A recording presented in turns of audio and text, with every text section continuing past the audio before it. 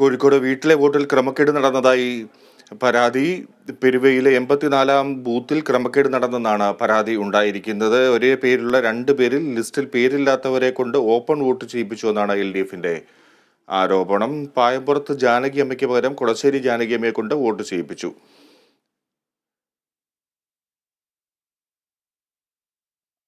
അമൽ, ഇതുപോലെ കണ്ണൂരും കള്ളവോട്ട് നടന്നിട്ടുണ്ട് എന്ന് വിവരം.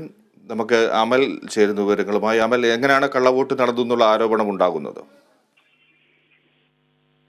വിജയ്, കണ്ണൂർ ലോക്സഭാ മണ്ഡലത്തിലും കള്ളവോട്ട് നടന്നതായിട്ടുള്ള പരാതിയാണ് പുറത്തു വരുന്നത്. കണ്ണൂർ നിയോജക മണ്ഡലത്തിൽ ഉൾപ്പെടുന്ന 70-ാം ബൂത്തിലാണ് കള്ളവോട്ട് നടന്നത് എന്നാണ് പരാതിയിൽ പറയുന്നത്. 86 വയസ്സുള്ള കെ കമലാക്ഷി ഈ വീട്ടിലെ വോട്ടിന് വേണ്ടി അപേക്ഷ നൽകിയിരുന്നു.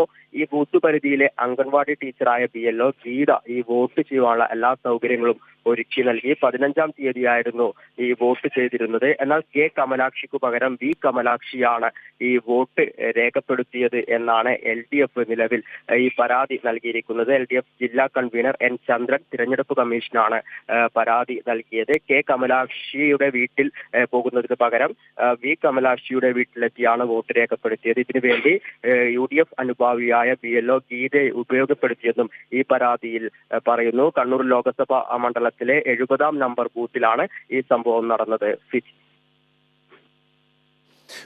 ശരി അമൽ, കണ്ണൂരിൽ കള്ളവോട്ട് നടന്ന പരാതിയിൽ പോളിംഗ് ഉദ്യോഗസ്ഥരെ സസ്പെൻഡ് ചെയ്തു. ആൾമാറാട്ടം നടത്തി വോട്ട് ചെയ്തെന്ന LDFന്റെ പരാതിയിലാണ് നടപടി ഉണ്ടായിരിക്കുന്നത്. അതുപോലെ തന്നെ കോഴിക്കോട് വീട്ടിലെ വോട്ടിൽ ക്രമക്കേട് നടന്നതായി പരാതിയുണ്ട്. പോളിംഗ് ഉദ്യോഗസ്ഥർ ബോധപൂർവം ക്രമക്കേട് നടത്തിയെന്ന് തെരഞ്ഞെടുപ്പ് കമ്മീഷന് പരാതി നൽകുമെന്നാണ് LDF പറയുന്നത്.